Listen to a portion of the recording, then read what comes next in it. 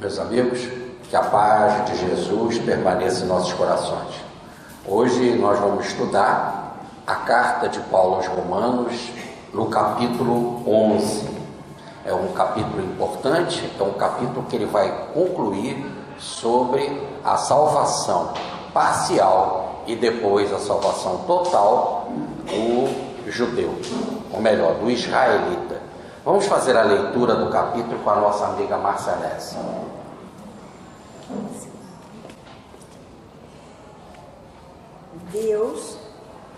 Deus não rejeitou o seu povo e o salvará. O resto de Israel já é uma prova. Pergunto então, não teria Deus, porventura, repudiado seu povo? De modo algum, pois eu também sou israelita, da descendência de Abraão, da tribo de Benjamim.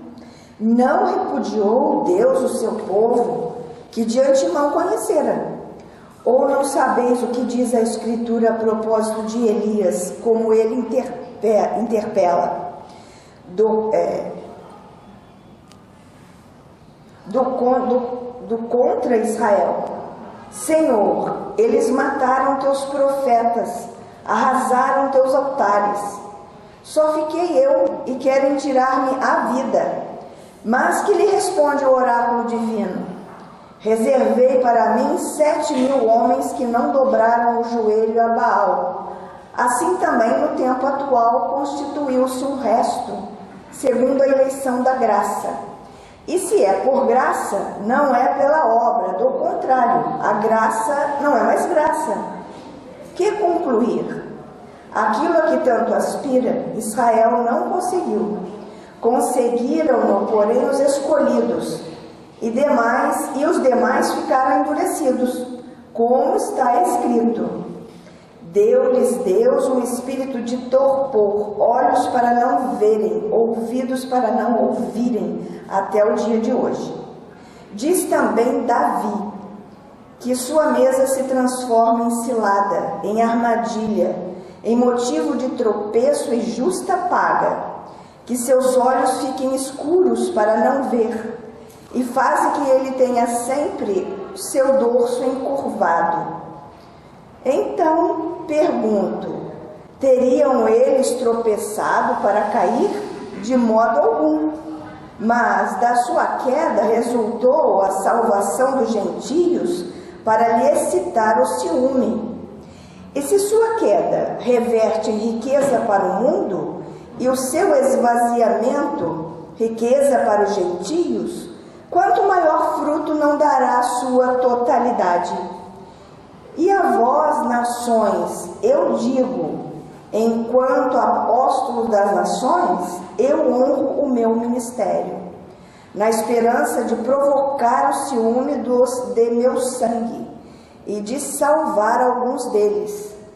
Pois se sua rejeição resultou na reconciliação do mundo, o que será seu acolhimento, senão a vida que envolve os mortos, a oliveira silvestre e a oliveira cultivada?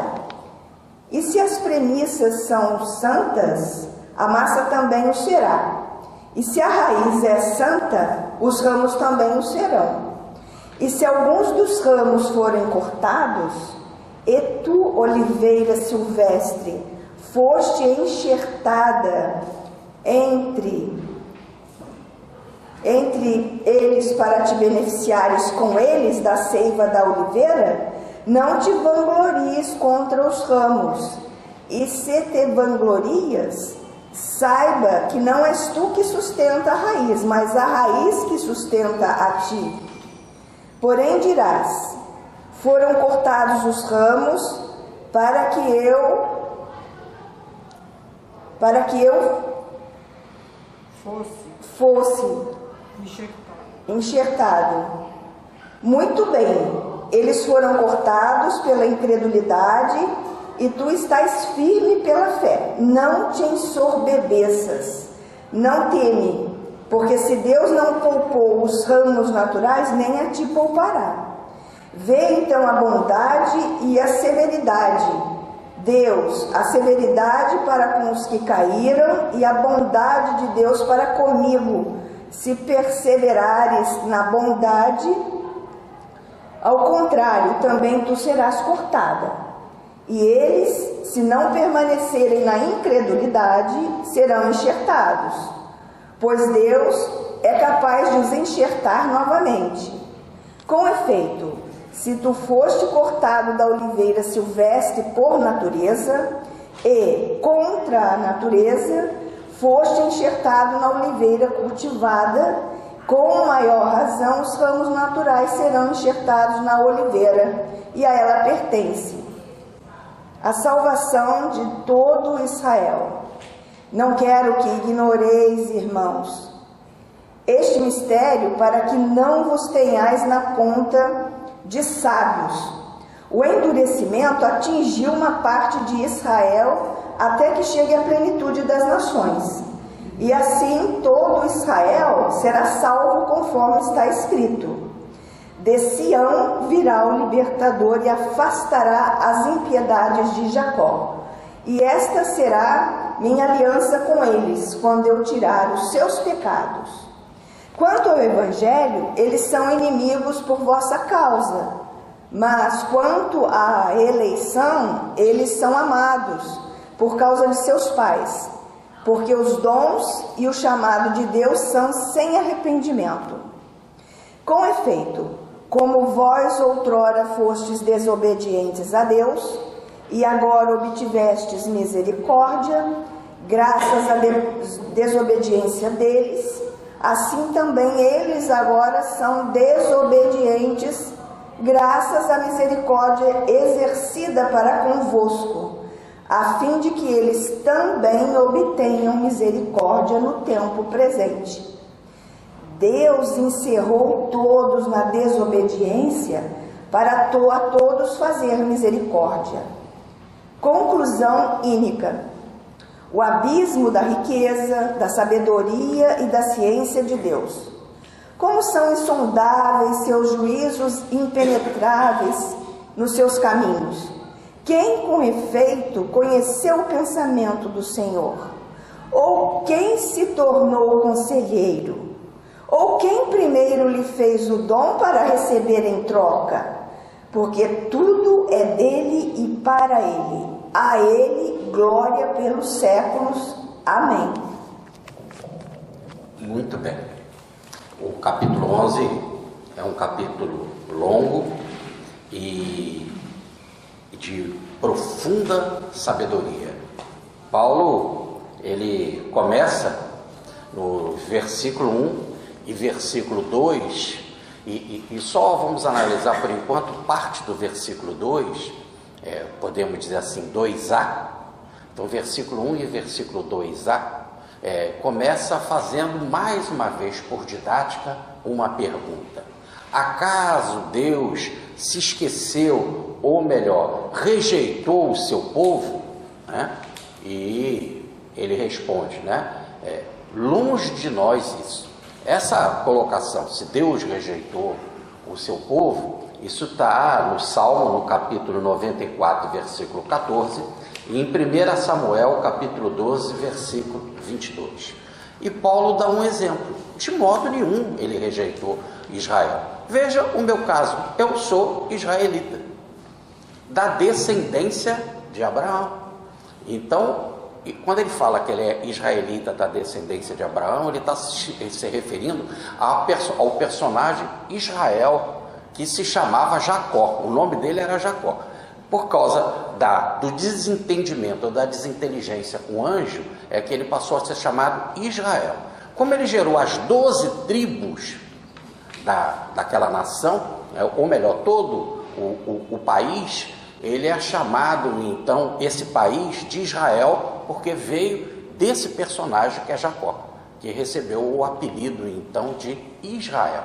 Por isso que ele está dizendo que ele é israelita da descendência de Abraão, ou melhor, eu sou da descendência de Jacó, que veio de Abraão.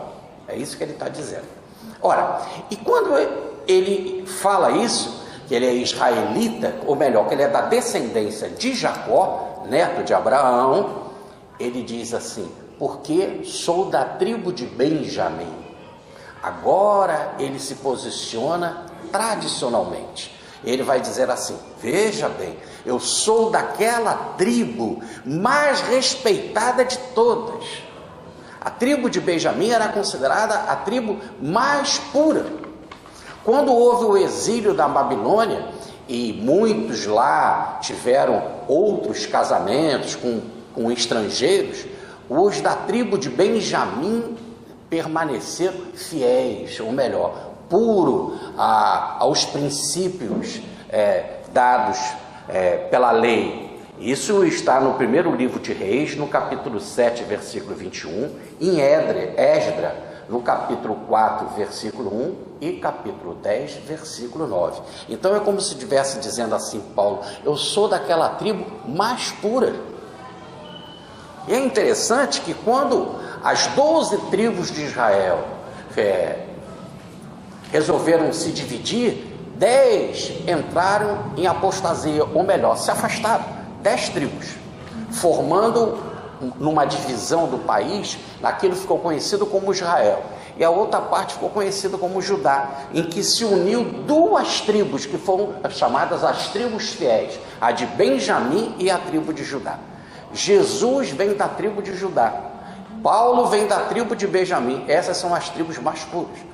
Inclusive era da tribo de Benjamim Saul, que no original é Saulo, né? Saul, o primeiro rei de Israel, veio da tribo de Benjamim.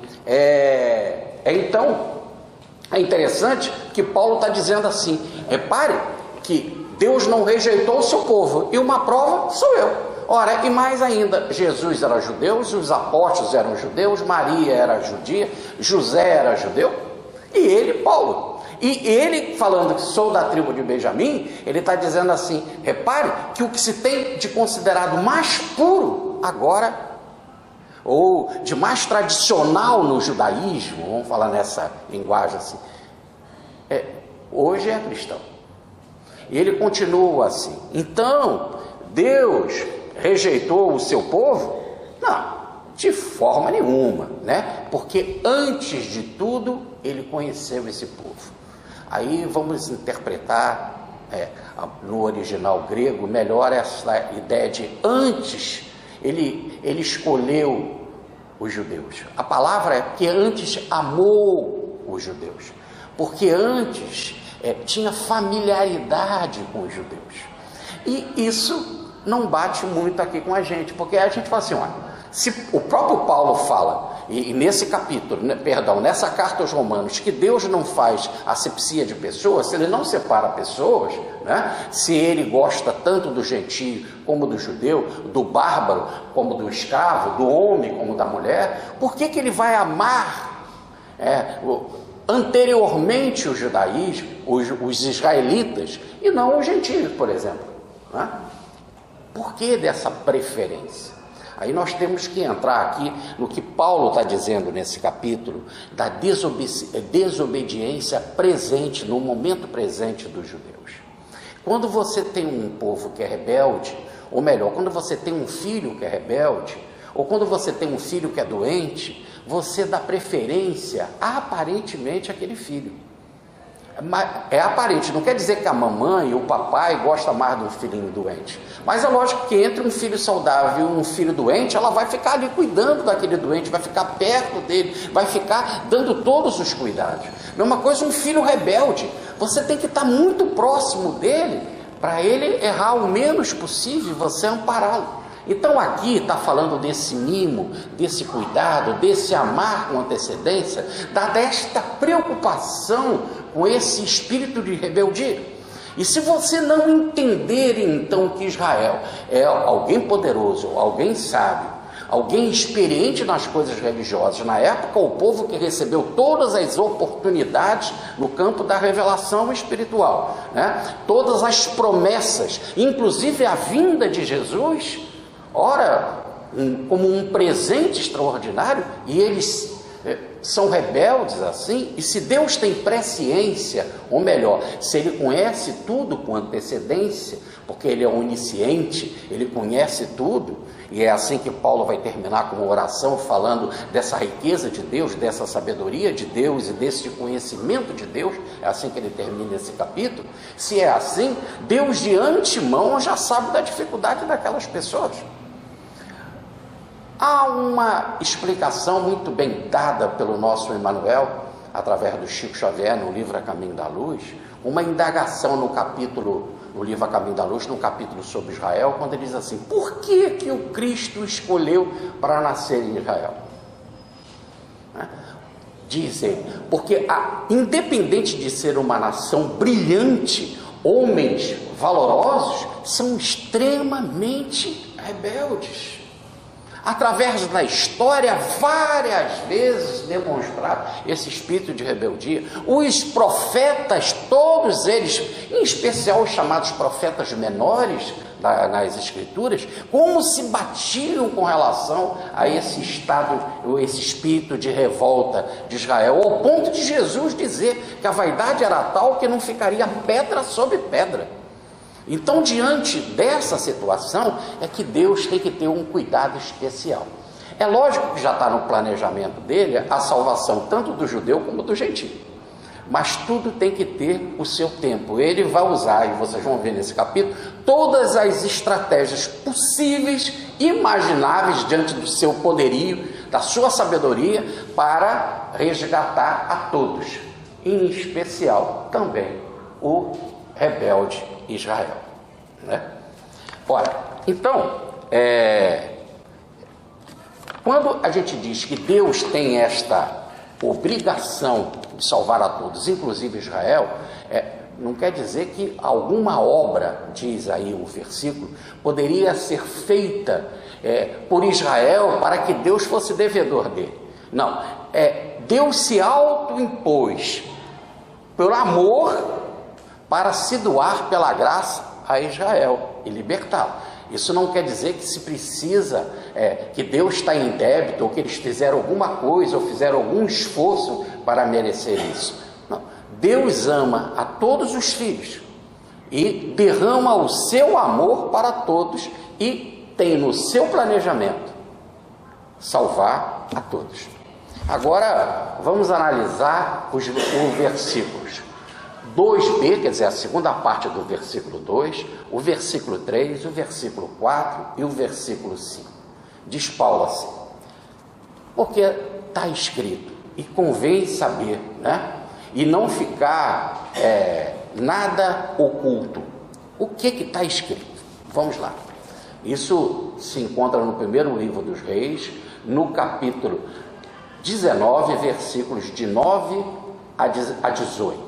Ele está falando sobre a apostasia de Israel na época da rainha Jezebel. A rainha Jezebel era muito profana. Ela foi casada com Acabe, o rei Acabe. E ela viveu no século IX a.C., em 870, 850 antes de Cristo. E ela trouxe da Fenícia o culto ao deus Baal.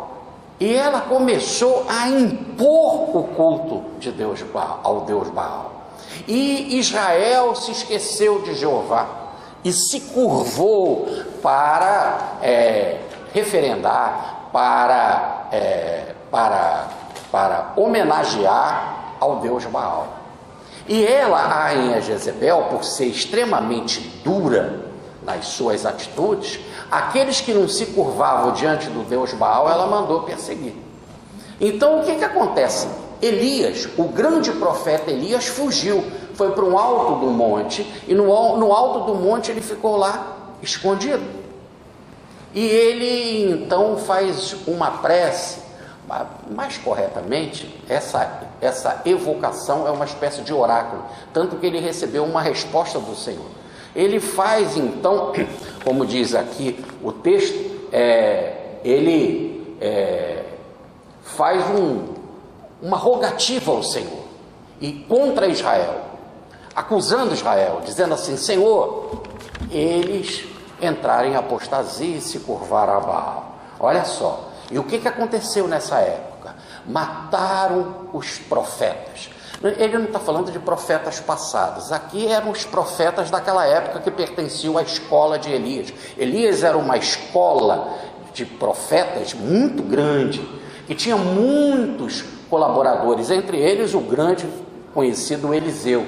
Então, desses profetas, ou melhor, dos seguidores daquela época da escola de Elias, eu quero falar numa linguagem moderna. A palavra profeta vem no hebraico, vem de garganta, o órgão da garganta, porque antigamente o fenômeno psíquico ou a manifestação espiritual vinha pela garganta. Na linguagem da parapsicologia é da psicofonia, pela garganta, porque raro eram aqueles que sabiam ler e escrever, por isso que não vinha pela escrita. E aí por isso que era bom o texto ser de poético, para poder ter rima e com mais facilidade eles guardarem o texto. Então profeta aí está no lugar, hoje popularmente falaríamos de médiuns, pessoas sensitivas, tá certo? Que recebem comunicações, no caso comunicações do bem, porque procede de Jeová. Então ele começa a fazer a primeira reclamação dele: Senhor, a hora está muito difícil, eu estou aqui escondido numa gruta aqui nas montanhas, e os seus profetas, quer dizer, os médiuns da minha escola, os sensitivos da minha escola foram mortos. Mais ainda, derrubaram os teus altares, os lugares de pontos religiosos, a rainha Jezebel mandou destruir tudo. Mais ainda, só sobrou eu, que estou aqui escondido. E mais, Senhor, e ainda procuram tomar a minha vida, porque eu tenho que ficar aqui escondido. No original grego, a palavra, no original grego, que Paulo está escrevendo em grego, né, está no sentido de vida psíquica, ou seria aquilo que ele vai explicar no capítulo, na primeira carta aos Coríntios, é o corpo psíquico, é o corpo espiritual. Há uma passagem muito interessante, em que uma vez Paulo estava pregando, e um menino Eutico caiu da janela. Paulo deitou sobre o Eutico, foi ver a vibração do menino que estava considerado morto. Ele diz assim: o espírito ainda está no corpo. A palavra no original é corpo psíquico. O corpo psíquico ainda está no corpo. Na linguagem, podemos dizer, esotérica, falaríamos em corpo astral. Ora, então ele ainda está no corpo. E aqui também, procuram tomar minha vida, quer dizer, procuram me arrancar do corpo. Eu vou morrer, numa linguagem mais nossa, eu vou desencarnar, Senhor. Então ele conta isso, e Paulo faz a seguinte comparação: veio uma resposta divina, ou melhor, veio um oráculo de Deus, e Deus disse assim: você não sabe, Elias, que eu separei 7.000 homens para mim, eu reservei 7.000 homens que não se curvaram ao Baal? Aí Elias fica surpreso. É aqui que surgiu a tradição do tal resto, dos 7.000, do tal resto, dos remanescentes. Ele está dizendo, Paulo, que não é todo Israel que vai ser salvo naquela época, mas um grupo de Israel, e nós já sabemos quantos que eram da casa do caminho, que passaram para o cristianismo. O próprio Paulo passou, os apóstolos passaram, Maria, José, e as mulheres que seguiram Jesus, e tantos outros, e tantos da própria igreja lá da igreja romana, da igreja de Roma, que eram judeus e que tinham aceito o cristianismo. Isso que Paulo está dizendo é um resto, um remanescente, não é a nação toda, é um grupo. Mas aí ele vai continuar desenvolvendo esse capítulo e vai dizer assim: no final todos serão salvos, mas aguardemos nessa informação, por enquanto é o resto. Então o que Paulo está fazendo? Ele está fazendo uma comparação com Elias. Por enquanto que toda a nação se curvou a Baal, Deus não permitiu, separou 7.000, ou melhor, um resto, uma parte menor, mas que permaneceu fiel a ele. Ora, Paulo diz assim de forma maravilhosa: semelhantemente, assim também agora, na época do cristianismo, o que os judeus estavam fazendo, né? Aqueles que não se curvaram ao Cristo, a mensagem do Evangelho, eles estavam perseguindo cristãos, Muitos cristãos tinham de ficar pregando nas catacumbas, muitos eram presos. O próprio Paulo foi preso pelos judeus e os judeus queriam matar ele. Vários eram chicoteados, vários eram espancados, apedrejados. E o mais grave, Cristo foi para a cruz, com testemunhas falsas feitas por ele. Então Paulo está comparando a época de Elias, né, a época de 9 séculos antes, o momento, são 9 séculos antes de Cristo, com o momento da época do Cristo. Repare que não está muito diferente, a situação é semelhante. Mas como eu, nesta época, diz Paulo, eu que sou da tribo de Benjamim, a tribo mais tradicional do judaísmo, se eu estou com o cristianismo, e muitos outros também, né? Muitos outros, esse é o resto. Por isso que é semelhante ao que aconteceu no caso da época de Elias. E agora vamos para os versículos 7, 8, 9 e 10. Pergunta então Paulo: pois que? Veja bem, é isso que ele está querendo dizer. Veja bem, prestem atenção no que eu vou falar, né? Israel buscava o Messias. O povo na terra que procurava o Messias, porque recebeu a promessa de que o Messias viria, e o próprio Messias veio, eles buscavam e não alcançaram. Esse não alcançar aí, está rejeitado. E ele então continua: já os eleitos, ou melhor, aqueles que são, como que Paulo está dizendo, aquele que é o resto, um grupo menor do judaísmo, aceitou. Um exemplo, os apóstolos, aceitou. Um grupo de gregos, ou de gentios, aceitou esse grupo. Então esses eleitos foram chamados e alcançaram aquilo que não procuravam. Os judeus procuravam e não acharam. Os outros acharam o que não procuraram, e acharam porque Deus foi misericordioso para com eles. E o que aconteceu com o judeu? Diz aqui a passagem: eles não acharam porque o coração deles foi endurecido por Deus. A palavra no original grego, eu trouxe até aqui, e eu fui olhar mesmo para ver se a tradução estava perfeita nesse endurecimento, né? É eporotesan. E esta palavra é a mesma em outro contexto, quando fala dos olhos. Quando se fala de olho, é a mesma palavra para cegueira. Então eles ficaram endurecidos, ou ficaram com os olhos escuros, ficaram cegos para não perceber. E o Senhor não fez mais por onde, naquele momento, como uma estratégia, como se estivesse dizendo: a técnica da dor fará com que eles despertem. E mais ainda, a técnica que nós vamos ver do embate, a técnica do ciúme, da inveja, vai fazer com que eles despertem. É muito interessante, né? Às vezes você não liga muito pro seu marido, né? Aí ele está conversando com uma mulher bonita, aí você logo... a inveja, né? O ciúme faz você chegar, se aproximar da conversa e tal, e falar assim: esse é o meu marido, e não sei o quê. Ou vice-versa, né? Quando um homem se aproxima da sua mulher, é a mesma coisa. Então, você pode acabar recebendo mimos ou contatos através de uma estratégia muito bem feita por Deus para que Israel despertasse. Então eles ficaram endurecidos, e mais é interessante que Isaías vai dizer que esse endurecimento é pelo castigo da infidelidade. E Paulo vai dizer aqui nesse capítulo: e por que que isso aconteceu?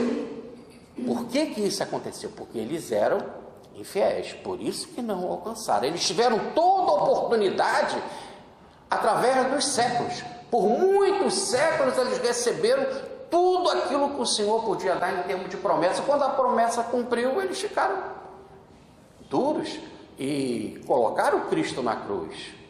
Então eles criaram o próprio endurecimento deles. E o Senhor então permitiu. Podia mandar mais um profeta, mais um outro profeta. Olha o caso de Elias. Mataram teus profetas, Senhor. E estão se curvando a Baal. E agora estão na agressividade perseguindo os cristãos nas igrejas. Então deixa. Então vamos usar a estratégia. Vamos levar a mensagem do Cristo para os gentios. E por inveja, aí eles poderão depois despertar por causa dos gentios, numa disputa, numa corrida para ver qual é o melhor, para poder se igualar às vantagens dos gentios. E Paulo então vai dizer, por que isso? Porque está escrito, ou melhor, está no Antigo Testamento, aonde? Deuteronômio capítulo 29, versículo 4, Isaías capítulo 9, versículo 10 e Isaías capítulo 6, versículo de 9 a 10. E o que está escrito? Deus lhe deu um espírito de entorpecimento, de sonolência. Esse entorpecimento fica com sono, não consegue entender direito, estão com muito sono. Ouvir palestra com sono. Os seus olhos para não verem e os ouvidos para não ouvirem, e isso diz Paulo até hoje, tá?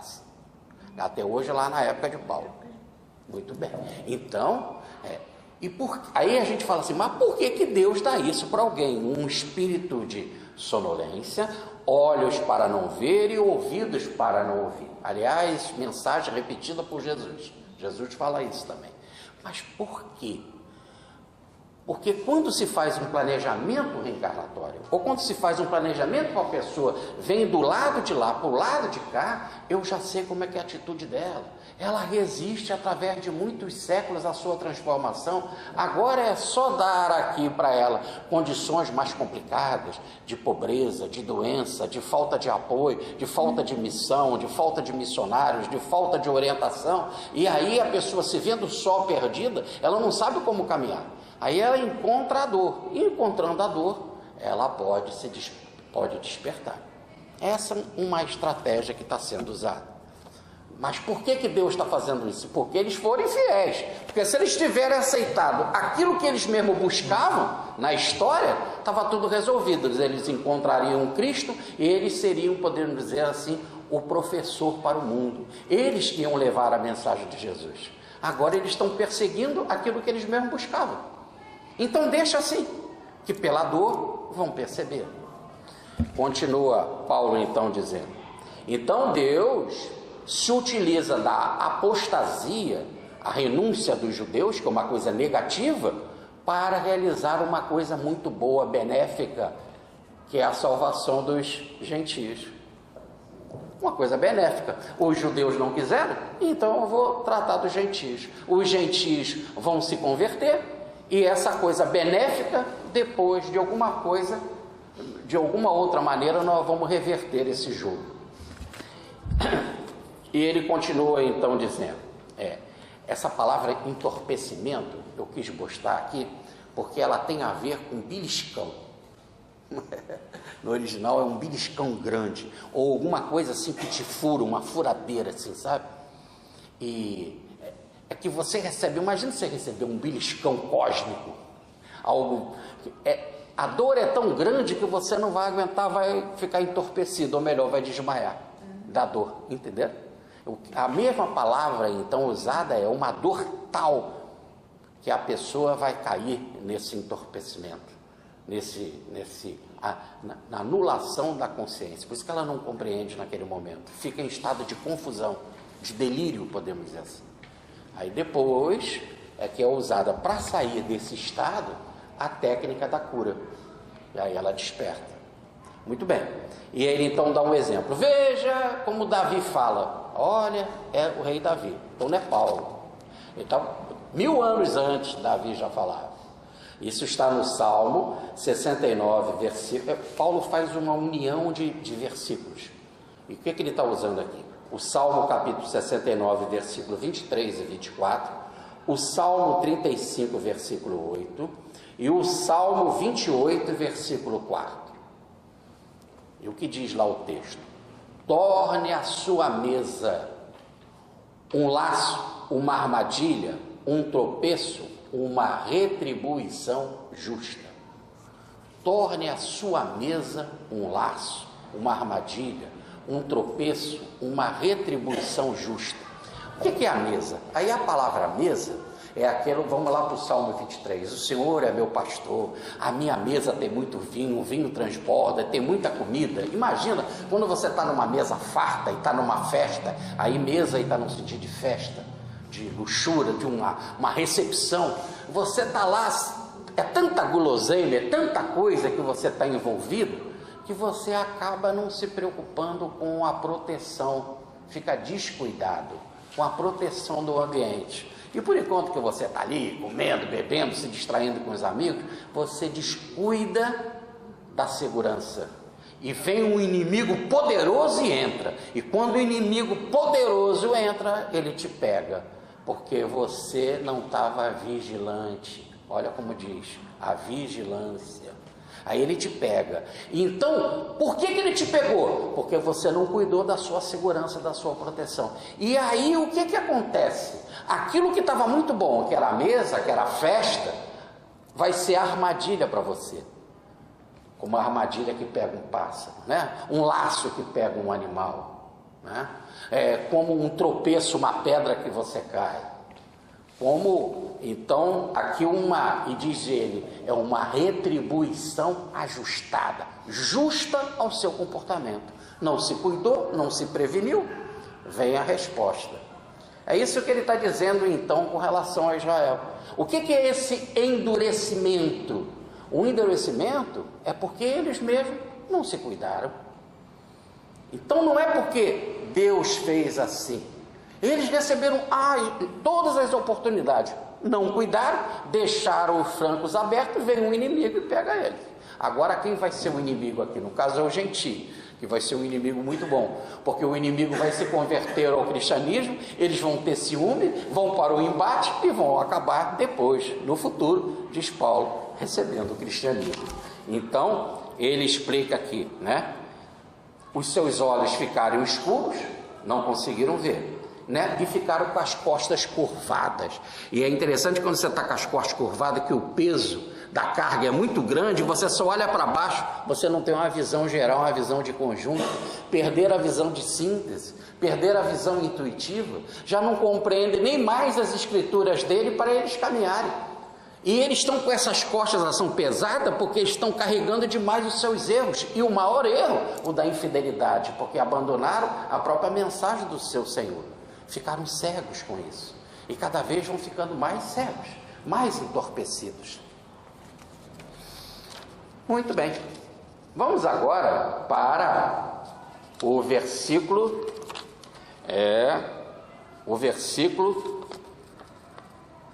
11, né? Versículo 11 e 12. Pergunto. Como ele adora fazer isso, né? Pergunto. Ele está num debate, ele vai criando esse debate com ele mesmo para ir orientando na sua carta. Pergunto. Eles tropeçaram e caíram?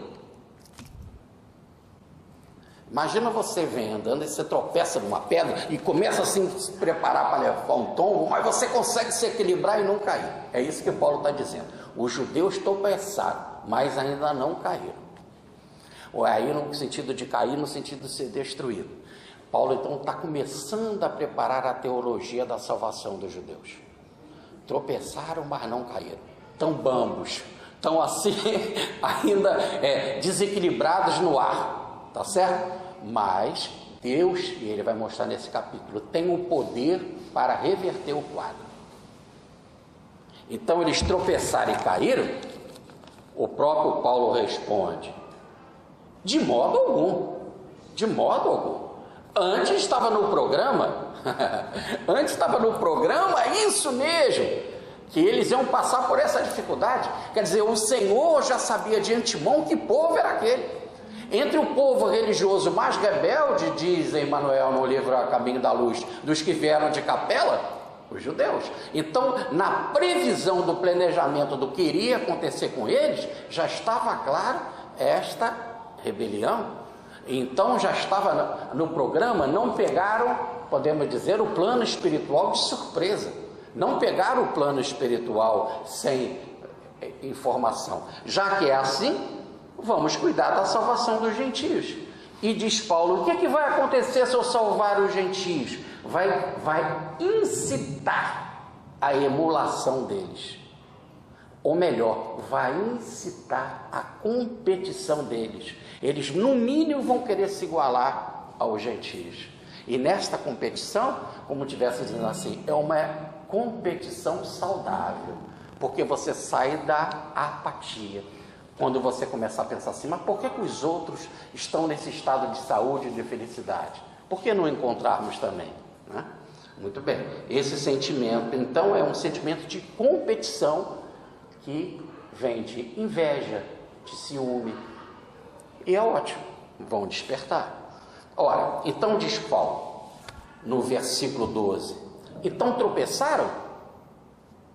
E essa palavra tropeçar, aí no versículo 12, está mais forte do que a outra do tropeçar do versículo 11. Aí esse tropeçar está no sentido de transgressão.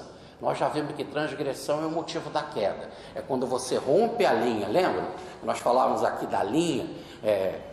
Você tem uma linha, quando você rompe aquela linha, uma linha que diz, você é proibido passar daí, né? Aí não é permitido passar, então você faz o chamado pecado ou erro consciente. Paulo agora está falando de transgressão, então é algo consciente.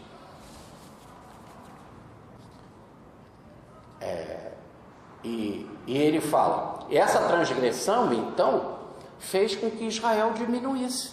Aquelas bênçãos que eles receberam, e entre as bênçãos que receberam, a maior de todas, que caminhava para Cristo, para a chegada do Cristo, e a maior bênção de todas, Cristo, eles não quiseram. Então, tudo aquilo que eles tinham como proposta de bênção, diminuiu. Israel diminuiu em termos de valor. E aí, nesse exato momento, a riqueza foi riqueza para o mundo. Olha que interessante. Israel diminuiu, Israel não quis cumprir a sua missão de levar a mensagem de Jesus para o mundo, então vamos levar riqueza para o mundo. O resto, aqueles que sobraram, né? O resto, aqueles de Israel que se transformaram, esses vão levar a mensagem de Jesus. E o que vai acontecer com os gentios? Eles vão ganhar a riqueza da mensagem do Mestre, a riqueza do Evangelho. Olha como Paulo fala, a diminuição de Israel levou riqueza para o mundo, ou riqueza para as nações, para os gentios. Aí ele faz algo maravilhoso. Olhem bem, olha que podemos dizer assim, Paulo chega aqui num momento de grandeza. Se com a diminuição de Israel, ou melhor, com a rebelião de Israel, com a renúncia de Israel, os gentios já ganharam a riqueza do Evangelho, imagina com a plenitude de Israel. Imagina quando Israel aceitar a mensagem do Cristo, o que o mundo não vai ganhar. Então ele faz uma comparação, ele vai do menor para o maior, uma estratégia linda de Paulo. Se algo que foi prejuízo para Israel já deu a bênção de levar o Evangelho para o mundo, imagina quando Israel ganhar o Evangelho e receber o Evangelho e aceitar o Evangelho, o que o mundo inteiro, inclusive Israel, não irá receber. Então Paulo faz uma projeção maravilhosa, dizendo assim, Deus não perdeu nada, não houve nada que não estivesse dentro da sua estratégia. Ele deu uma mensagem para Israel, Israel não recusou, não foi enganado Deus, já estava nesse planejamento. Então eu cuido dos gentios, entendo essa diminuição de Israel, cuidando dos gentios, vai haver um incitar da competição, e depois Israel será transformado. E quando Israel for transformado, o mundo inteiro vai ganhar muito mais. Se a diminuição jogou riqueza para o mundo, imagina a plenitude, a totalidade. Então, o tamanho do benefício que não acontecerá. Vamos para os versículos 13, 14 e 15. Então falo para vocês, gentios, ou falo para vocês, nações. Eu sou o apóstolo das nações, eu sou o apóstolo dos gentios, e honro ou glorifico a minha missão, levo a sério a minha missão de apóstolo de vocês. Então, agora está dizendo que o alto foi chamar Paulo na estrada de Damasco, para Paulo ser o apóstolo dos gentios e levar a mensagem para os gentios daquilo que Israel não quis levar. E foi escolhido quem? Aquilo que é de melhor na tradição judaica, um da tribo de Benjamim. Vai lá pregar para os gentios. Começa a disputa. E diante desse cenário, então, que vai começar, Paulo diz: honro então a minha missão. E por querer que eu honro a minha missão? E por que eu sou apóstolo de vocês? Porque, pelo motivo, incitando a competição, eu vou poder chegar àqueles que são da minha raça, os judeus. E também pelo motivo que eu posso salvar algum deles. Sou apóstolo dos gentios. Qual o objetivo? Levar o evangelho para os gentios, levar a riqueza para o mundo. Isso, esse é o objetivo. Mas tem um outro subjetivo, um outro motivo que está por trás. Qual é o outro? Eu fazendo isso, eu vou incitar a competição dos gentios, dos judeus com vocês. E quem sabe que eu consigo salvar alguns dos da minha raça. Agora no momento presente, porque depois ele vai falar já mais para frente que todos serão salvos. Mas aguardemos isso, essa informação. Por enquanto ele diz que na sua missão que ele honra de ser apóstolo dos gentios, ele pode salvar alguns. Aqui Paulo é bastante humilde. Nós somos os pregadores das religiões, as mais variadas. Somos vaidosos. A gente acha que a gente pode fazer uma conquista de massa. A gente acha que a gente pode chegar e sair convertendo o mundo e fazendo determinados programas, determinadas palestras. Muitos falam para mim: por que a sua palestra, Jorge, não fica cheia? E eu continuo há 30 anos na mesma situação, sem preocupar com isso, porque o objetivo não é salvar uma porção e salvar de uma maneira rasteira, com um evangelho superficial. Como é que a gente faz para entrar na profundidade da alma? Muitos perguntam, né? Por que aqui não se distribui água fluidificada, não tem paz? Tem na palestra que vem depois. Aqui o nosso objetivo é aquele que quer estudar mesmo, aquele que quer compreender. Por isso que Paulo fala em alguns. E a gente tem essa mania de querer fazer, sabe, proselitismo. Proselitismo é uma doença. Sabe, encher, sabe, ficar com aquela preocupação estatística do IBGE. Quantos você salvou, irmão? Quantos? A igreja está lotada, o culto está lotado, a palestra está lotada, olha quantos milhares vão lá. E depois vem a apostasia. 10 tribos afastaram, só a tribo de Judá e de Benjamim ficaram fiéis. É uma conversão superficial. Por isso que Paulo fala alguns: então honra a minha missão, diz ele.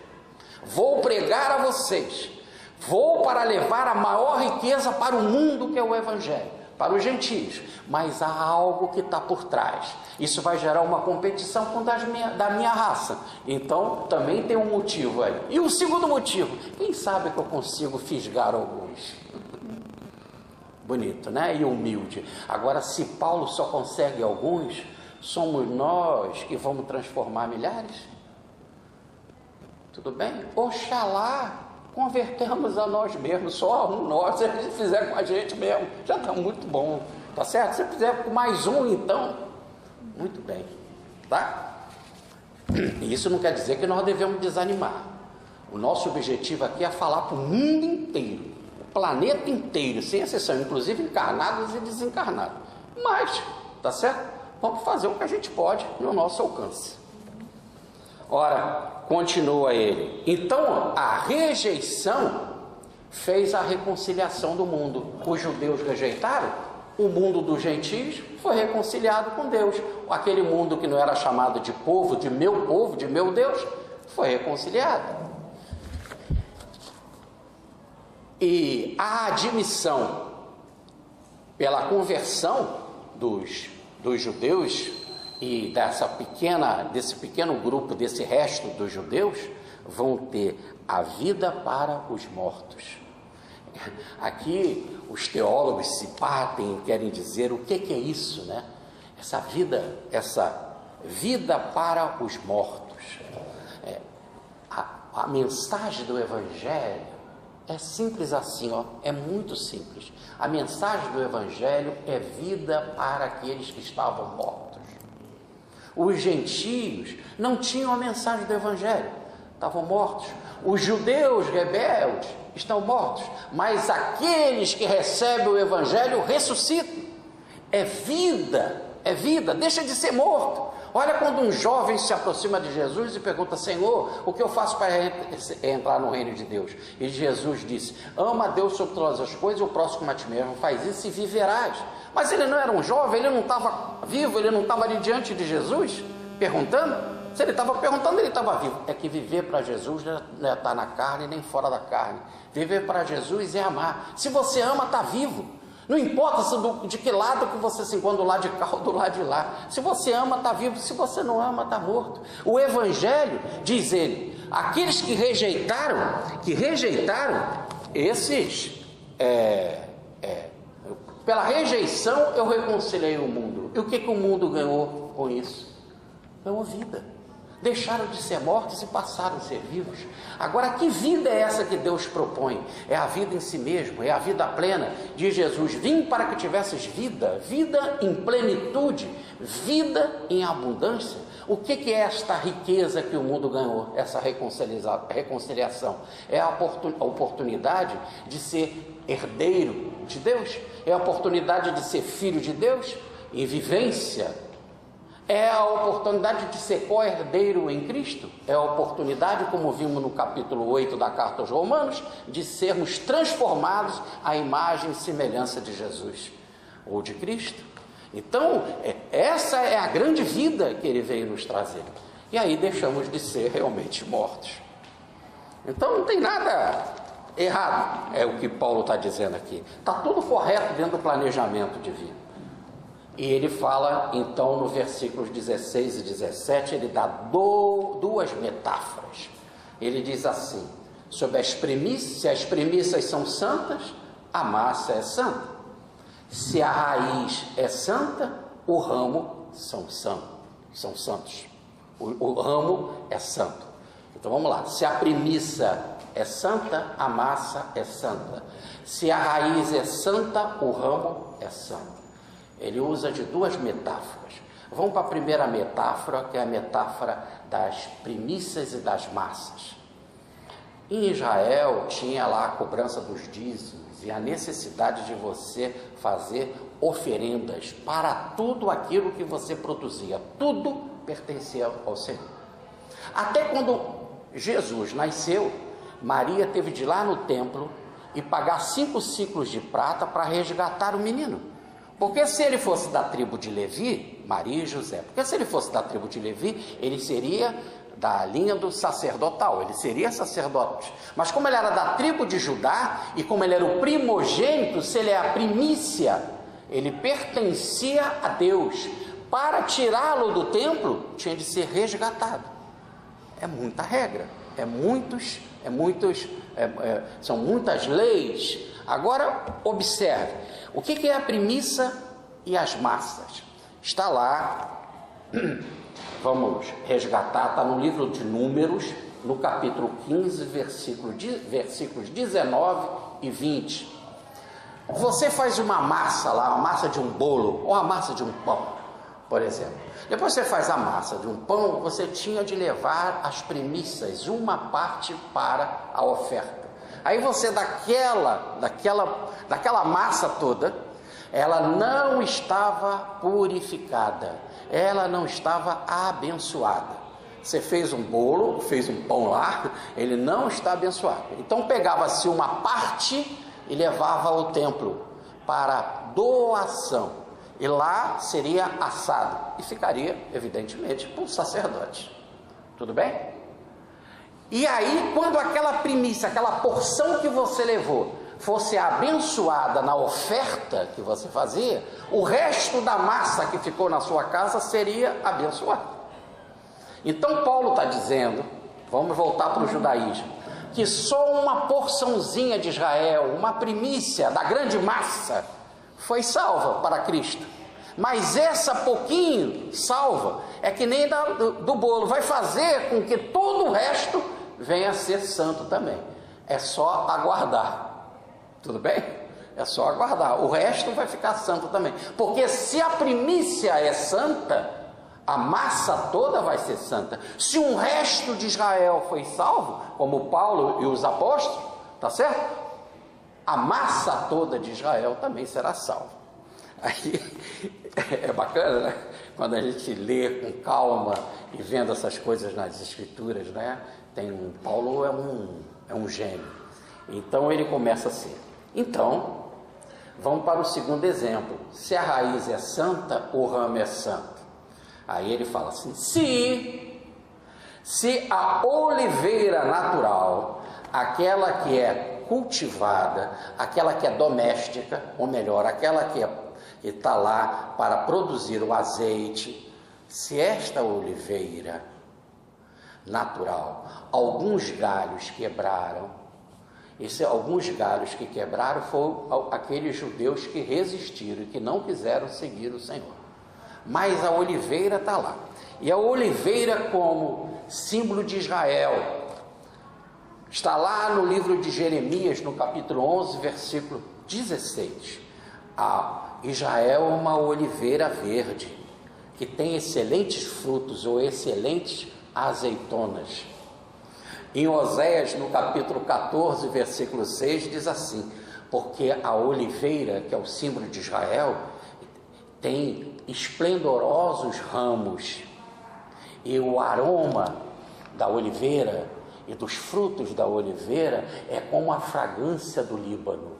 Então nós estamos diante de coisa muito boa, de um excelente produto. Essa é a oliveira natural, mas diz Paulo que alguns galhos quebraram. Quem são esses galhos que quebraram? Os israelitas que não aceitaram. Eles quebraram e foram afastados da oliveira natural. E existia uma outra oliveira, silvestre, bronca, ou podemos botar numa melhor tradução, a oliveira brava. Essa era a oliveira símbolo dos gentios, porque os gentios não tinham recebido toda aquela gama de instruções das leis, dos ensinamentos, da promessa e da vinda do Cristo. Mas como na oliveira natural, aquela que é cultivada, alguns ramos foram quebrados, eu posso pegar dessa oliveira brava e pegar alguns ramos dessa oliveira brava e enxertar na oliveira natural. Eu posso enxertar lá. E aí, quando eu enxertar, diz Paulo, a raiz que sustenta a oliveira natural, que são os patriarcas. Mas aqui há um parênteses. As escrituras pensavam nos patriarcas, mas há mais. Os patriarcas só são patriarcas porque receberam a promessa de Yahvé, do Senhor. E ali, segundo Paulo, e nós vimos no capítulo passado, o Senhor é o próprio Jesus. E diz os nossos irmãos da Igreja Universal, Jesus Cristo é o Senhor.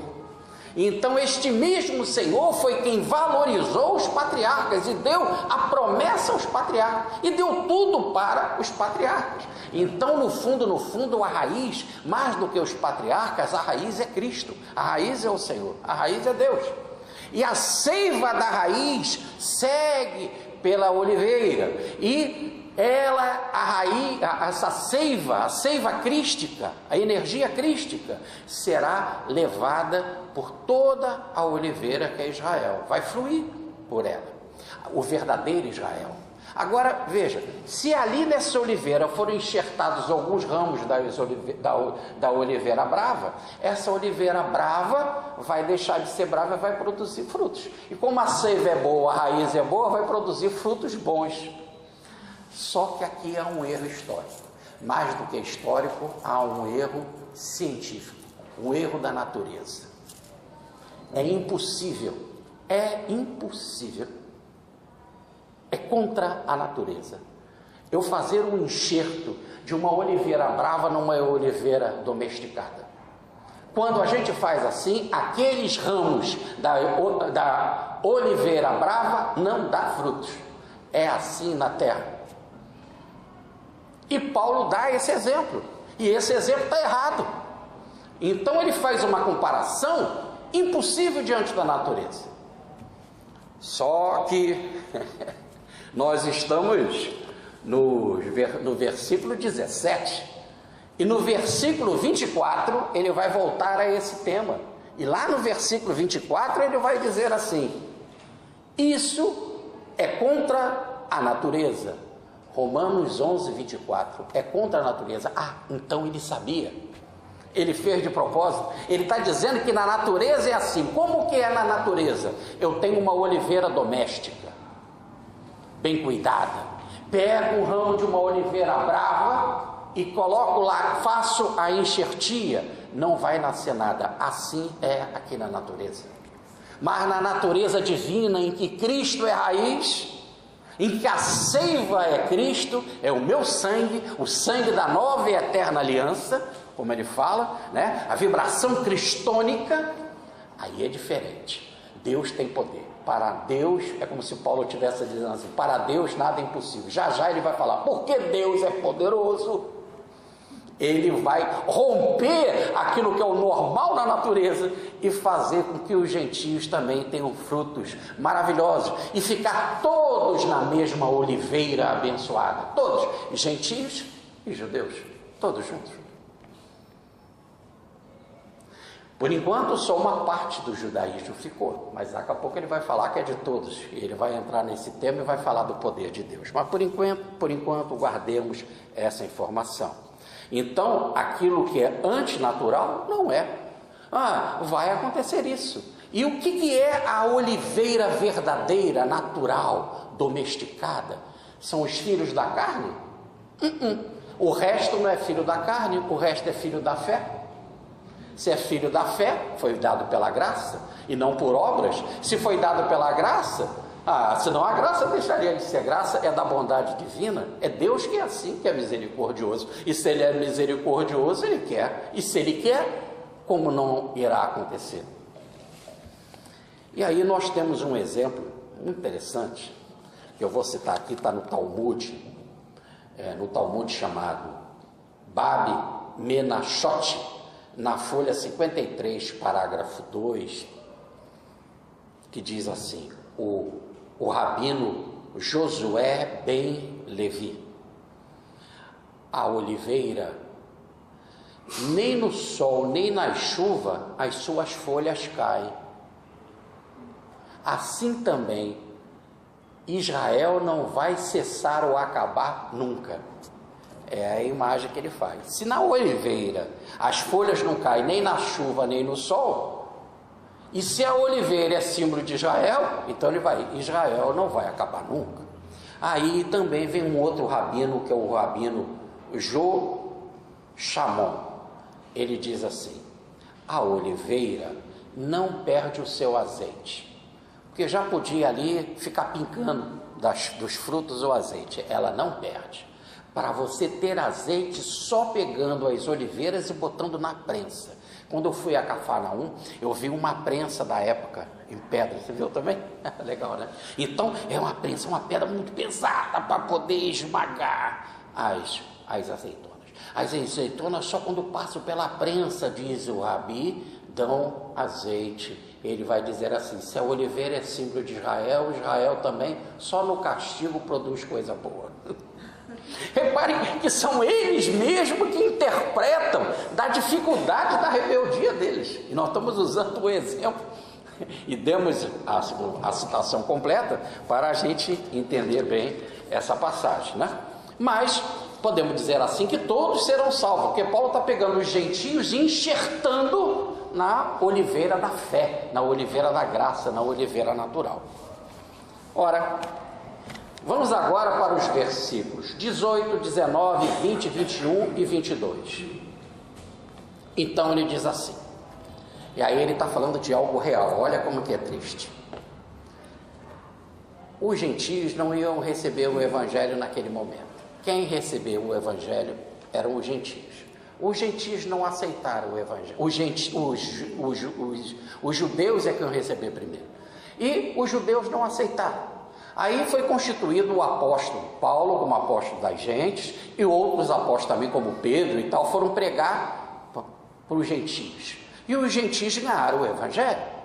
E muitos gentios nas suas igrejas se achavam melhor do que o judeu convertido ao cristianismo. Ele disse, você se converteu ao cristianismo, mas a graça foi dada para nós. Repare que o seu povo não quis, e quis a gente, os gentios. E também se achavam melhores do que o judeu que não se converteu, o tal ramo quebrado. E aí começou a se gloriar, a se achar que era melhor. Ganha o evangelho, uma riqueza como o evangelho, e fica vaidoso. Aí Paulo vai fazer uma alerta. E tu, gentio, não te glories. Ou melhor, é o orgulho gentílico, né? Não fica vaidoso, né? Muito pelo contrário, não ache que você é melhor do que os ramos que se quebraram, do que os ramos de Israel que não aceitaram a mensagem. Lembra-te, não és tu que sustenta a raiz, é a raiz que te sustenta. Você foi enxertado na oliveira natural, que é a oliveira da fé, mas quem sustenta esta oliveira é a raiz, não é você. Quem sustenta é Jeová, é Deus, é Jesus, é o Deus do Antigo Testamento. Então, não penses assim, porque é ela que te sustenta. Aliás, está lá em João capítulo 4, versículo 22. A salvação vem dos judeus. Então não fique vaidoso. Era para os judeus vir aqui em massa pregar para vocês, mas eu constituí um judeu da raça de Benjamim, da mais tradicional, para vir pregar para vocês. E a profecia de Jesus então está cumprida. A salvação vem dos judeus, no sentido maior, porque vem de Cristo, que era judeu, e também no sentido do apóstolo das gentes, era judeu, e da tribo mais tradicional de Benjamim. Então não fique vaidoso, muito pelo contrário. Diz ele, está no plano de Deus, que alguns ramos quebrados que foram Israel, né, eles foram quebrados pelo motivo da infidelidade. Eles foram infiéis, por isso que foram quebrados. Mas você foi enxertado no lugar deles, gente. Você foi enxertado no lugar deles. Mas olha, o motivo foi por causa da fé. E a fé significa dom gratuito de Deus. Porque pela fé é o canal que o dom desce. Então não é por mérito teu, gente. Porque se formos falar de mérito, nem gentio, nem judeu tem mérito. Todos caíram. Todos estão na desobediência do pecado, o Paulo vai lembrar aqui já. E se todos estão na desobediência do pecado, não fique vaidoso. É Cristo que te sustenta. E Ele então vai além, né? Então seja humilde, não seja arrogante, antes gentio, teme ao Senhor. Aqui vem uma mensagem para todos nós, né? Não pensa que você tire da cabeça que você é melhor do que qualquer um de qualquer religião ou mesmo dos materialistas. Não pensa assim. Você só tem algo maravilhoso na sua vida pelo dom gratuito de Deus, pelo amor de Deus. Certa vez Chico Xavier foi numa penitenciária, sabe, o Marcenetti? Ele foi numa penitenciária e chegaram lá, e quando ele saiu da penitenciária, as pessoas perguntaram lá, e aí, Chico, você viu lá muito bandido preso? Ele falou, não, eu vi muitas pessoas ali já pagando diante da lei os seus débitos. tá certo? Eles foram alguém que a polícia já encontrou. Então, cuidado, você pode ser encontrado qualquer hora aí e vai para a cadeia. Não ache que você é melhor do que ninguém. E quando você fica com esse espírito de arrogância, a tua hora vai chegar. Eu estava vendo o jogo do vôlei das meninas do Brasil e Alemanha, e o Brasil perdeu para a Alemanha, mas o repórter toda hora dizia assim, o narrador para a Lippmann, que é uma grande arremessadora lá do time alemão: o que é teu está guardado. E realmente o que é teu está guardado foi a vitória em cima do Brasil. Mas ele queria falar, e aí vai todo o respeito, e eu estava com isso na cabeça, porque eu já estava aqui fazendo o meu estudo, eu ia falar sobre isso. Então eu falei, o que é teu está guardado, você não fala isso, que nós vamos perder esse jogo. Ô narrador, tire isso da sua boca. Mas ele não tirou, perdemos de 3-2 no tie break. Tudo um ponto dessa Lippmann, estava guardado mesmo. Então, continua aqui Paulo. Então, veja bem, e Paulo agora vai ser duro, porque isso realmente deveria estar acontecendo na igreja. Aliás, está acontecendo até hoje. Quantos se acham melhor do que os outros? Quando uma igreja se acha melhor do que uma outra? Ora, está aí as muitas e tantas denominações, está aí tantas e tantas denominações também no Espiritismo, também dentro das ramificações católicas. O ser humano é o mesmo, como diz o professor Pietro Baldi, que só tem duas divisões, o evoluído e o involuído, ou o cara é do bem ou não é. É a divisão por substância. Ele então fala para os gentios: olha, se Deus não poupou os filhos naturais, que são os judeus, e quebrou ele da árvore, alguns ramos foram quebrados da árvore, se ele não poupou os filhos naturais, vai poupar você, que não é, que é de oliveira bravo? Então Paulo está dizendo, baixa Cristo, não seja arrogante, tá certo? Não vai poupar você, que foi enxertado. Então ele pede, considera, gente, considera o seguinte, considera a bondade de Deus e a severidade de Deus. Deus foi bondoso para com os gentios e severo para os judeus que caíram. Assim foi. Mas, lembra, ele foi bondoso contigo não porque você fez alguma obra do bem, gente.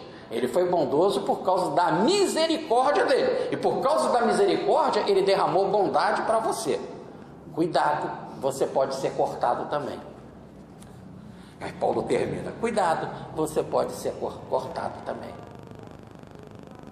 Tudo bem? E aí vamos para os versículos 23 e 24. Ele diz assim: se Israel, agora ele chega ao ponto máximo da sua teologia de salvação. Se Israel deixar de ser incrédulo, Deus é suficientemente poderoso para enxertá-lo novamente. E como a oliveira é natural e aqueles ramos que foram cortados são ramos da oliveira natural, vai ser muito mais fácil para Deus fazer isso. Vai ser mais fácil. Então, se Israel deixar de ser incrédulo, eles poderão ser enxertados. E daria certo, um ramo que foi quebrado de uma oliveira natural pode ser enxertado? Sim, se ele fez contrário à natureza de uma oliveira brava, ele enxertou numa oliveira natural, o que é na natureza não é permitido e não dá fruto, e deu fruto, que são os gentios, com muito mais razão dará fruto se eu pegar o ramo que é da oliveira natural e enxertar nela. Então ele aqui faz uma proposta de salvamento para todos, e ele então continua, né? Quanto mais, olha aqui, quanto mais os ramos da oliveira natural serão enxertados na sua própria oliveira, e aí virão os frutos. Aí vem o versículo 25. Não, então, quero que vocês ignorem, meus irmãos. Que irmãos? Os gentios. Não quero que ignorem esse mistério. É importante para vocês manterem a sabedoria, ou não terem uma sabedoria vã. que é a sabedoria da arrogância, mas terem a sabedoria verdadeira. Eu não quero que vocês ignorem esse mistério. Aí ele vai apresentar o mistério. Aqui tem que ter um parênteses. Ele estava falando para o mundo grego. E o nome da religião mais profunda no mundo grego era aquilo que ele chamava dos mistérios. Os mistérios é como esotericamente falam dos iniciados. Então todos os templos das religiões gregas, nós tínhamos aqueles que eram preparados, aqueles que eram iniciados, que eram aqueles que conheciam o mistério.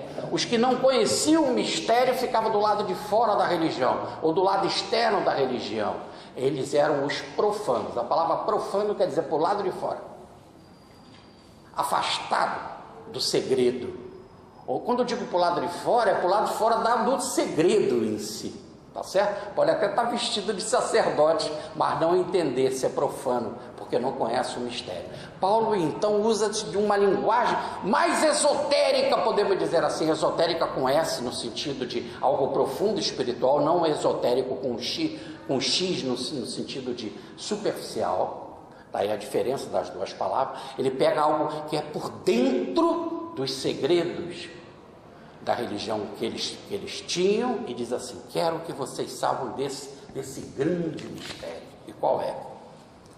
Que o endurecimento só foi, por enquanto, em parte, criando o resto, ou os chamados remanescentes, que são os judeus, como a semelhança de Paulo, que foram levar o evangelho para os gentios. Mas, guarde esse segredo, quando os gentios chegarem à plenitude, ou melhor, quando eles derem a entrada, ou se converterem ao cristianismo na sua plenitude, esse é o mistério. O judeu todo será salvo, ou os gentios, ou os israelitas todos serão salvos. Então ele diz que isso é um mistério, logo ele recebeu isso por revelação. É revelação de Cristo ou divina para Paulo de Tarso. Qual o mistério? Que só parte de Israel foi salvo. Mas quando todos os gentios forem salvos, Israel também será salvo. E ele já tinha explicado: se a diminuição de Israel já levou riqueza para os judeus, imagina quando os judeus forem libertados em Cristo, o benefício que não será para o mundo, porque todo mundo terá a oportunidade dessa riqueza. E aí vem os versículos 26, 27 e 28. Assim então, ele fecha o ciclo. E ele fala ipsis literis: todo Israel será salvo. Todo Israel será salvo, como está escrito.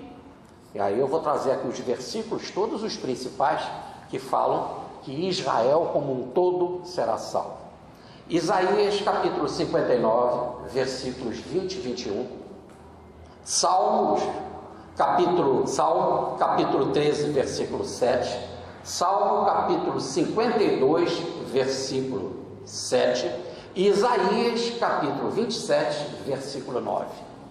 E ele vai pegar numa síntese desses ensinos e vai dizer assim: então, é porque de Sião virá um libertador, e ele desviará Israel da sua impiedade. Porque de Sião virá um libertador. O que é o Sião? É o monte de Jerusalém. Lá em Jerusalém, que é a terra de Benjamim. Dentro da divisão das tribos, Benjamim ficou com Jerusalém. Então de Sião virá um libertador. Virá de lá. É o maior de todos. O grande libertador não foi Paulo nem Pedro, mas aquilo que Paulo e Pedro transmitiam, que é Cristo, que ressuscita em Jerusalém e traz a mensagem de nova vida. E ele então diz, quando esse libertador chegar, ele desviará Israel da impiedade, ou melhor, da infidelidade. E fala no versículo 27, esse é o meu pacto Agora ele promete a Isaías, através de Isaías, pelo oráculo de Isaías, pela garganta de Isaías, um novo pacto. Qual o novo pacto? Esse libertador, quando chegar, vai tirar os pecados de Israel.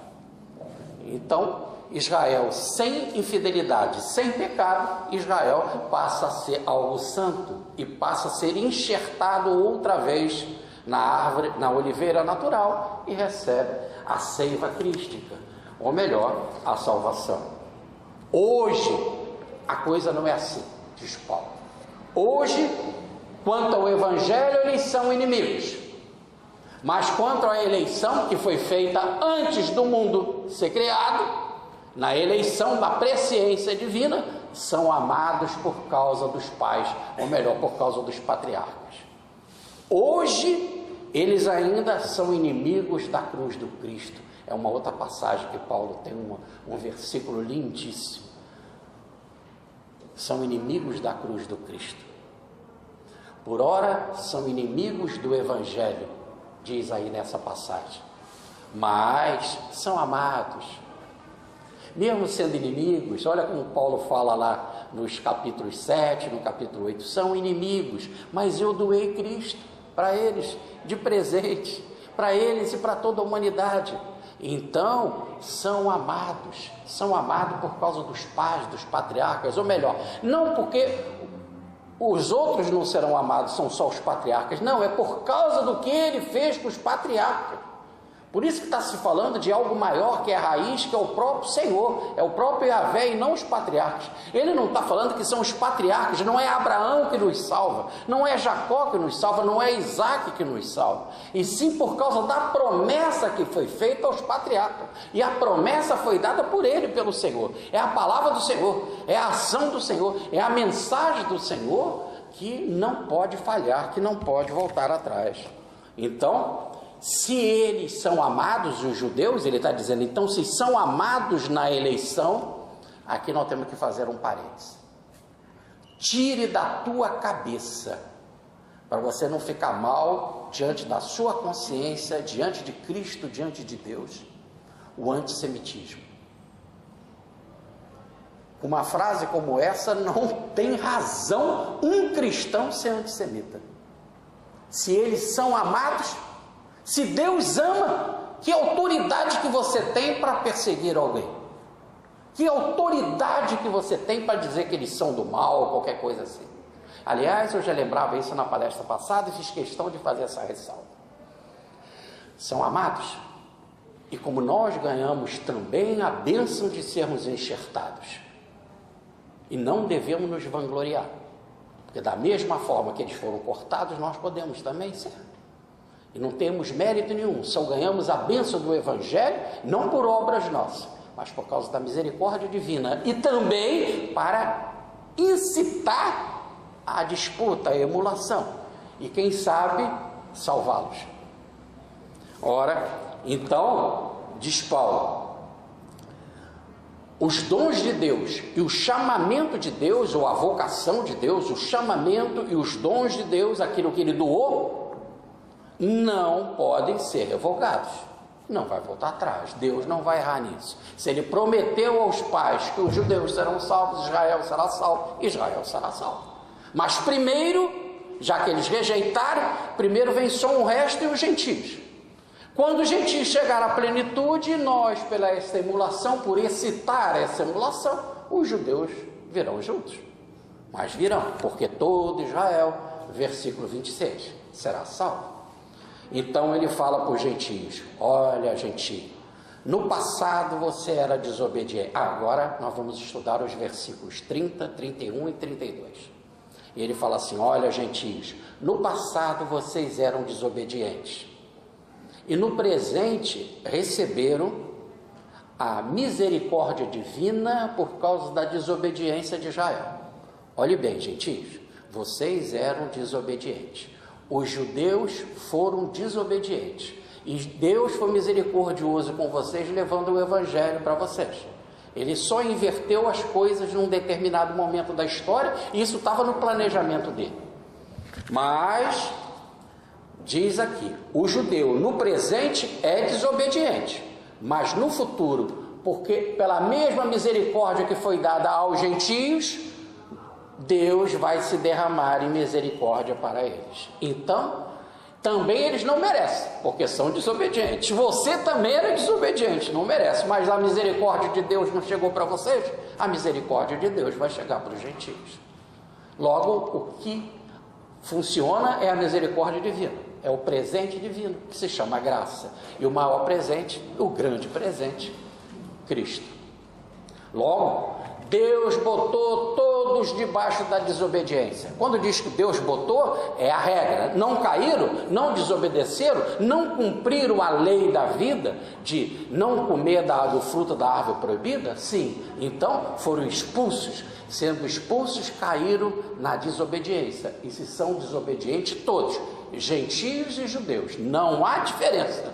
Mas o Senhor botou todos debaixo do pecado para derramar misericórdia para todos. Porque se não fosse assim, quando eles pecaram, sendo expulsos do paraíso, já condenava e acabava com todos ao mesmo tempo. Deus é poderoso, mas não quis. Ele se derramou em perdão e preparou a história para Cristo, para que através de Cristo a gente ganhasse o prêmio de ser filho pródigo e voltar para a casa do Pai. Logo, estão todos na desobediência, mas todos por meu amor, porque eu quero, é de graça, quero me derramar em misericórdia para todos. Aí Paulo fica muito feliz que ele fechou o ciclo, e agora ele, como apóstolo dos gentios, ele honra a missão dele, como nós vimos aqui, e ele levou esse presente para os gentios, que é o evangelho de Jesus, e ele deseja salvar alguns, pelo menos através desse esforço, através dessa excitação. E quando ele chega a essa conclusão, que ele talvez possa não ser a causa de toda a libertação de Israel, mas a equipe crística, todos os colaboradores de Cristo, em nome do próprio Cristo e com a ajuda do próprio Cristo, que é a raiz, vai transformar Israel todo. E ele começou no capítulo 9 e no capítulo 10 dizendo: eu oro, eu suplico a Deus, eu falo de coração, eu não minto, eu falo em Cristo, eu falo na minha consciência, eu falo por Deus que eu quero a salvação de Israel, dos meus parentes. Se ele fala assim, quando ele chegou a essa passagem, que ele viu que realmente o plano divino vai ser a salvação para os gentios, no qual ele é apóstolo, ele honra a missão dele, e também para os seus parentes, os judeus, quando ele percebeu isso, pela mensagem das Escrituras, e a palavra de Deus não pode falhar, não volta atrás, aí ele tinha de cantar em oração. Aí ele chega numa doxologia, ou melhor, numa mensagem de oração. Aí ele começa a orar para terminar o capítulo e para agradecer a história da salvação humana. E ele ora assim: ó profundidade de riqueza, ó profundidade de sabedoria, ó profundidade de ciências ou de conhecimento. Como são incompreensíveis, Senhor, os teus juízos, os teus caminhos. Quem poderia imaginar que os gentios, que nem pensavam em procurar Jesus, que nem tinham a lei, que eles iam encontrar Jesus antes dos judeus, se vocês dissessem qual é o povo que está mais preparado para encontrar, o povo que vem buscando o Messias até hoje, os judeus. Aí a situação foi invertida completamente. Como são incompreensíveis os teus caminhos, que ciência, que sabedoria, que riqueza, que conhecimento. Então, buscando em Isaías no capítulo 40, versículo 13, ele fala assim: quem conhece a mente de Deus? Quem? Para entender a obra assim tão maravilhosa, que nada dá errado, que você pensa que uma coisa negativa, que é a apostasia de Israel, colocar o Cristo na cruz vai ser algo que vai gerar benefícios para a humanidade, riqueza até para os que colocaram Jesus na cruz. Quem poderia imaginar assim? Que a cruz é mensagem de libertação para todos. Então quem conhece a mente do Senhor? Quem pode ser conselheiro de Deus?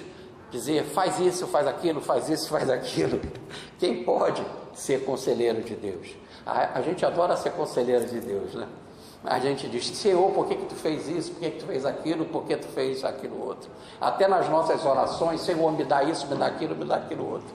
Quando diz Paulo, na carta, no capítulo 8 dessa carta, a gente não sabe nem orar como convém.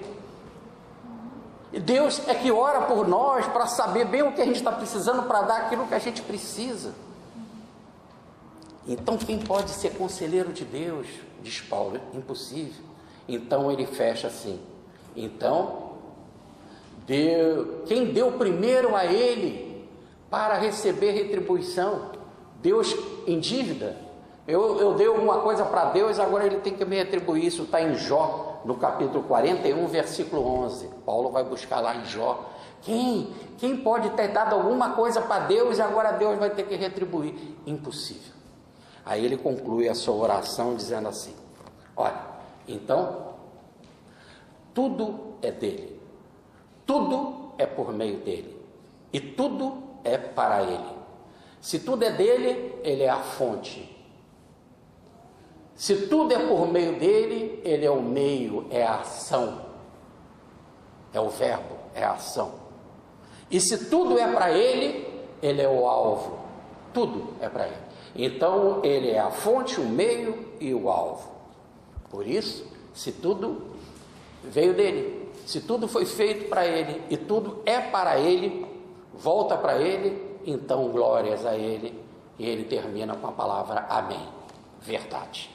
A palavra amém em hebraico quer dizer verdade. Aí ele termina o capítulo. Mas eu não queria terminar o capítulo sem ler uma frase de Jeremias. Aqui não está aqui, não foi citada por Paulo, mas eu acho que resume bem toda essa trajetória dos capítulos 9, 10 e 11. A passagem de Jeremias está no capítulo 9, versículos 23 e 24.